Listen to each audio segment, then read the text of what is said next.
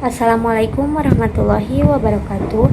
Perkenalkan, nama saya Widya Puspitasari Amelia dengan NIM 1904010010133. Di sini saya akan menjelaskan materi tentang titrasi iodimetri dan titrasi bromometri.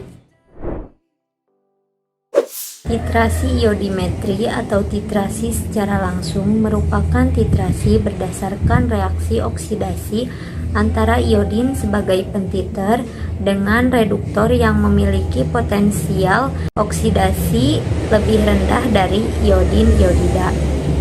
Titrasi ini dilakukan dalam suasana netral atau sedikit asam.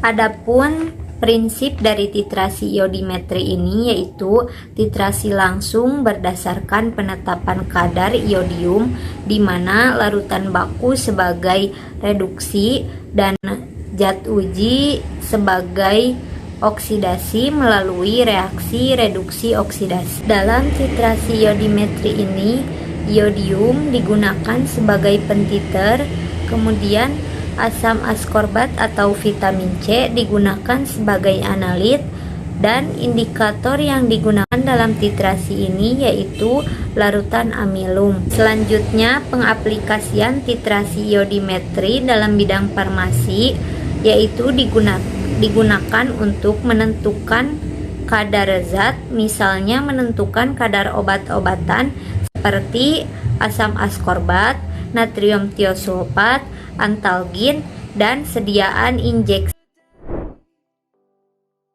Titrasi bromometri merupakan penentuan kadar senyawa berdasarkan reaksi reduksi oksidasi di mana proses titrasi reaksi antara reduktor dan ion bromin berjalan lambat sehingga titrasi dilakukan tidak langsung. Titrasi ini dilakukan dalam suasana asam kuat. Adapun prinsip dari titrasi bromometri yaitu zat uji direaksikan dengan brom berlebih dalam suasana asam, kelebihan brom berlebih direaksikan dengan menggunakan KI, kemudian dititrasi dengan natrium tiosulfat menggunakan amilum sebagai indikator hingga warna biru menghilang. Dalam titrasi bromometri, natrium tiosulfat digunakan sebagai pentiter, isoniazid dan natrium salisilat digunakan sebagai analit, kemudian amilum digunakan sebagai indikator. Adapun pengaplikasian dari titrasi bromometri ini yaitu digunakan untuk menetapkan senyawa-senyawa organik aromatis seperti fenol, asam salisilat, resveratrol, dan parapropanol. Titrasi bromometri merupakan penentuan kadar senyawa berdasarkan reaksi reduksi oksidasi di mana proses titrasi reaksi antara reduktor dan ion bromin berjalan lambat sehingga titrasi dilakukan tidak langsung. Titrasi ini dilakukan dalam suasana asam kuat.